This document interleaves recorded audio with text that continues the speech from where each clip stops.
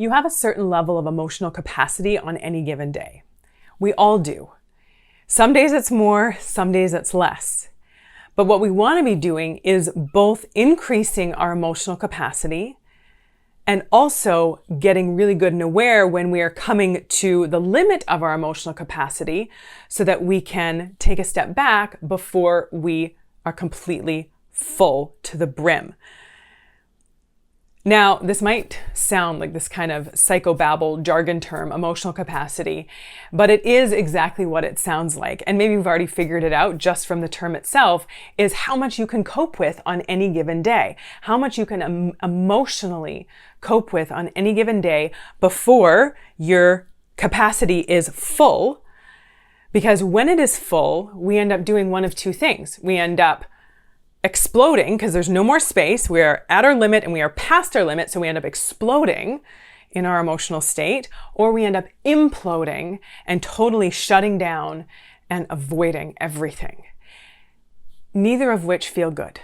So that's why we're going to talk today about things that we might not even be aware of, you might not even know, and some of them you will know, things that that fill up your emotional capacity, that kind of get you to the limit sooner. And then we're also going to talk about both increasing our emotional capacity and how to handle ourselves when we start getting to the limit so that we don't go past the limit. I haven't talked a lot about emotional capacity before, but it is an important one. And so I hope that you get a lot out of this today and understand a bit better why you can all of a sudden just feel completely overwhelmed and then, react in big emotional ways that you regret later, or completely shut down and then feel bad about that too. If you're new here, welcome to our incredible little corner on the internet. Take a second, introduce yourself in the comment section below. If you're back, say hello. If you haven't subscribed to the channel, do that. The button's about right down there. And yeah, either way, my name is Kristina, and I'm a registered clinical therapist, a researcher, a coach, and the creator of my incredible membership community with people in there taking this work to a deeper level, getting support and tools, processes throughout this membership program. You can get more information about that in the description below. I help heart center go-getter people break through the crap that is holding them back so that they can like themselves and their lives more every day. And there are many things that can fill up our emotional capacity on any given day. And these things are going to vary from person to person. And again, they're going to vary from day to day. But we want to be aware of what some of them are. So I'm going to talk about some really common ones that do fill up our emotional capacity and threaten to get us into emotional overload if there are too many of them, or even if there are, one or two of them that are happening in a big way that, fill up our emotional capacity and threaten to put us into emotional overload so that we end up exploding or imploding. So let's talk about what some of these are. And let's start with physiological. So from a physiological level, if you are not getting enough rest, if you are not properly nourishing your body, if you are not moving your body on a regular basis, then you are not going to be able to cope with life as well. And you've probably noticed this, that when you haven't been taking care of yourself, you have a harder time with things. Maybe you get more stressed out about things, you worry about things more, you take things more personally, you overthink more.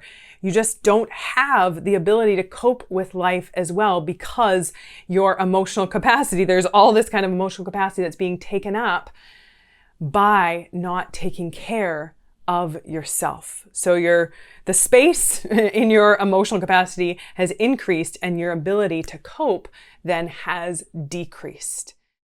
Another thing that's going to impact your emotional capacity is if you're someone who deals with marginalization or oppression in some way.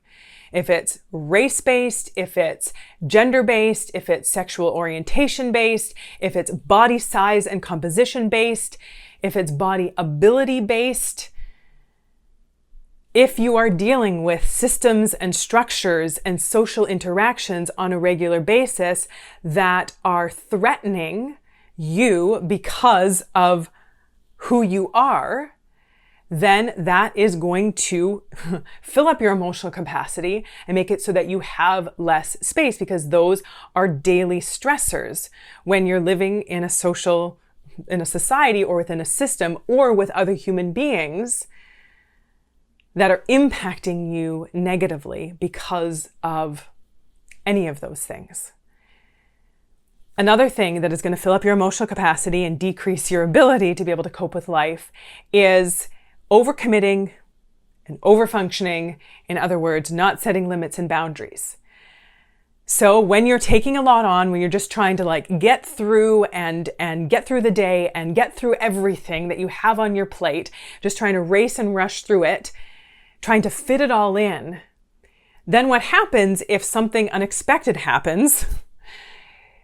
There's no space to deal with it. There's no room to cope with it because you're already kind of racing and running and stressed and your capacity is filled up. So that if something out of the ordinary happens, it sends you over the top because you're like, I've got no space left. Because I've already am so filled up with everything and all these expectations and all of these ideas about what I need to do and who I need to be. Another thing that fills up your emotional capacity is if you've been hanging on to any anger or resentment.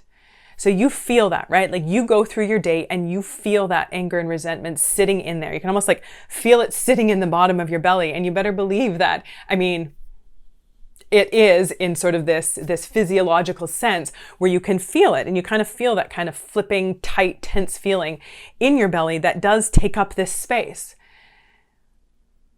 which makes it so you have less emotional space, less capacity to cope, because this anger and resentment is filling up a lot of it. If you're in any kind of emotional or relationship turmoil, if you're going through something really hard in life, if you have any kind of job instability, housing instability, relationship instability, safety instability, then that is going to destabilize you. You're going to be dealing with more sort of on this daily basis, these underlying, I guess they're not even always underlying, but these sort of constant hum of instability that is going to take up space, and it's going to make it more difficult to have the space to be able to cope.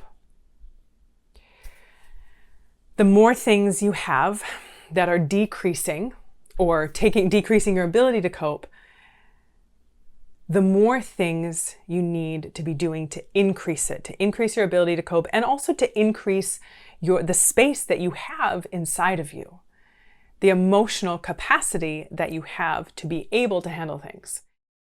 So now we need to talk about things that increase our ability to cope, that also increase our emotional availability to be able to handle what's happening in our lives. So let's talk about several of those. And the first one, and this is probably the most important one, is learning how to manage your mind. You know that saying that you don't always have control over your circumstances, but you always have choices within them. And one of those choices is choosing how we're going to think about whatever it is that's happening. We can get stuck in, what if? We can get stuck in fear. We can get stuck in thinking that things, need to be a certain way so that we can be okay, and then getting ourselves stuck in that. Or we can change how we think.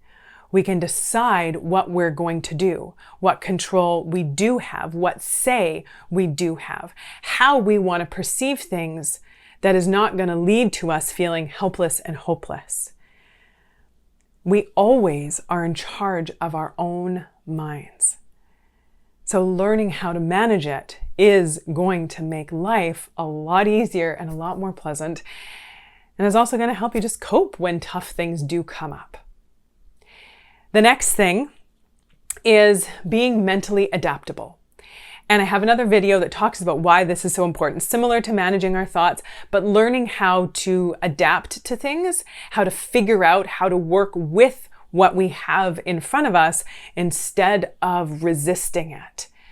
That's going to be huge. If you are living a life of, having these things that are happening in your life and then being so angry about them and so resentful about them and kind of getting stuck in that, then that's not going to help anything to be able to move forward. I'm not saying we don't just have to like think positive and pretend that everything is fine and it's all good, because sometimes it's really not. But instead of sort of saying this sucks and there's nothing I can do, being able to say this is hard, what do I want to do? The next thing is being able to properly process your emotions. So when you are struggling, being able to take a step back and process your feelings. There's sort of kind of some sayings out there in sort of the social media kind of pop psychology world that's like, feel your feelings, just feel your feelings. And yes, it is important that we allow ourselves to experience and feel our feelings, but there is a process to it as well. It's not just kind of sitting there and feeling terrible, because that's just going to feel terrible. It is about processing our feelings, and that's an interactive process. Processing our feelings is an interactive process of being able to notice what's happening inside of you, getting curious about it, showing compassion towards yourself, and creating space for that. So being able to learn how to properly process your emotions is going to help you be able to cope with things better, because you're not just sitting there letting everything build up. You are allowing yourself to be able to understand it and move through it. The next thing is being able to work past resentments. I know that this one is really hard, especially if there's been someone in your life who has really hurt you. But hanging on to the resentment isn't making anything worse for the other person. It's just making it worse for you. You're the one who is suffering when you're hanging on to resentment. I know that it's hard, because you almost feel like, I don't want to move past this, because it's almost like in my mind, I need to keep hanging on to this resentment so that I know that what that person did was really awful. I don't want to like let them off the hook, but the only person who is on the hook when we hang on to resentment is ourselves, because we are the ones who are suffering. So doing what you need to do, whatever that is, to be able to heal from that, to be able to deal with that, to be able to move through that. Another thing that's going to increase your ability to cope with life and to feel better along the way is to be taking care of yourself. Taking the time and space, taking care of yourself physically, taking care of yourself mentally, taking care of yourself emotionally. I know that it's so easy, especially in this day and age, to be running around going from one thing to the next, to the next, to the next, feeling like we have to do it all, we have to be it all, we have to achieve it all, we have to accomplish it all, we have to please them all. And then we end up feeling terrible. And then we end up not having any space for ourselves. We end up reaching our limit and then doing things, saying things, treating ourselves in certain ways, acting in certain ways that make us feel even worse. So taking care of yourself is not selfish. It's actually one of the least selfish things that you can do, because the more you give to yourself, the more you can give generously, openly, and freely to others with limits, so that you're not pushing past those, but you can give generously but responsibly. Taking care of yourself. I don't know why we struggle so much with this one. I don't know why we think that our well-being doesn't actually really matter. Something to think about, take a step back with. The next thing is learning how to slow down and being more present and mindful. This is a big thing that we do in the Shift Society. For my shifters, we just recently did a 14-day mindfulness challenge where we intentionally took time and space to slow down, to connect with ourselves, to be present, to be able to notice what's happening now, because this is it. This is life. If we can't connect with life now, if we can't be present now, we can't do it. There's no time or space that we get to where all of a sudden everything is lovely and light and wonderful, and now I'm going to allow myself to connect with my life, connect with myself, enjoy my life, let myself live. There's not a place that we get to. And so learning how to take a step back and experience the only thing that we can actually experience other than in our minds is experiencing the present. We can experience different time frames in our minds. We can experience the future through anticipation or excitement or worry or anxiety. And we can experience the past through memories or regrets. But the only thing that we can experience in the present is the present. The next thing that's going to increase your capacity and help you be able to cope is feeling heard, supported, and valued. So feeling like you matter. Again, big part of the Shift Society is it's because it's done in community. We have this whole community of people who are doing this work, who are there to support each other, to encourage each other, to help each other. And then in other parts of your life as well, making sure that you have that support. When we feel like we have a safe landing, we have a lot more courage to be able to venture out. The next thing that's going to help you cope better, feel better, live better, is having and setting healthy boundaries in your life. If you don't set your limits and respect your limits, you are going to reach your limit. And we all know what happens when that happens. Boundaries don't mean you are mean. Boundaries mean that you are responsible and that you are clear. You are taking responsibility for your well-being and making it clear to both yourself and to others where your limits are. The next thing is very simply recognizing and celebrating yourself. If you are not taking time to acknowledge the work that you're doing, to see how far you've grown, to notice your efforts paying off, then you're missing out on opportunities to feel good. We do this a lot in the Shift Society, where we celebrate things that are going well. We celebrate our shifts that we're having, no matter how big or small. We talk about things that are going well, because it's just behavioral science, where if you are rewarded for a certain behavior, you're going to continue on doing that behavior. But if that behavior goes unnoticed or even actually it's punished, then you're probably going to stop doing that behavior. So if you always think to yourself, you're putting in all this effort, you're doing all this work, and then you just ignore it, or you get into perfectionist brain and say it's not big enough, or it's not good enough, it's not happening fast enough, it's not perfect enough, then you're going to be discouraged and not want to keep doing it. So more likely to give up. But if you're proud of yourself and noticing and celebrating every little shift, every little effort paying off, then you're just naturally going to want to keep doing it, and it's going to feel good. The next thing, having goals.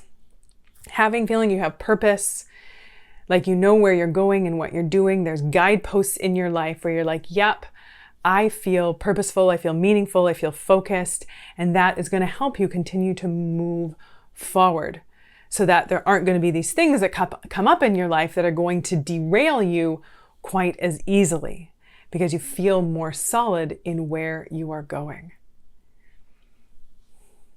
And then the next one, such an important one, and I didn't realize how much this one mattered to me until I started doing it again and realized how much better I was feeling, how much just more I was able to thrive in life and cope with life and not let things bring me down or bothering me near as much. And this one is just simply letting yourself have fun. Just letting yourself laugh and have fun and find joy, doing things for no other purpose than just pleasure, just enjoyment, just feeling good. For me, it's music and dancing. That is one big thing for me. I love dancing. And luckily we live in a building where we have a parking garage. So I can go downstairs in the parking garage and I can bring my speaker and I can blast my music and I can have my own dance parties. Often I'll do like a really kind of intense workout, because that feels really good too, to kind of move through any energy that I'm hanging on to, any just sort of tension that's kind of welling around in there, and just actually getting it out physically to really good music. It's fun. It feels good. It's totally worth it. I would love to hear from you. What is fun for you? What makes you laugh? What brings you joy? What just makes you feel good just for the sake of feeling good? I would love to hear that in the comment section below. When it comes to setting boundaries, getting my 25 ways to say no, that's a free download. You can grab that.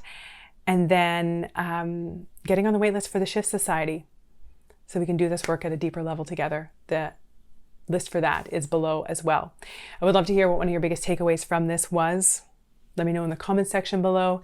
And if you liked it, if you could take a second, just hit the like button and share it out. If you think other people would benefit from learning about the things that decrease our emotional capacity and things that help to increase it, then please do share it with them. Always good to have you here. Until next time, take good care.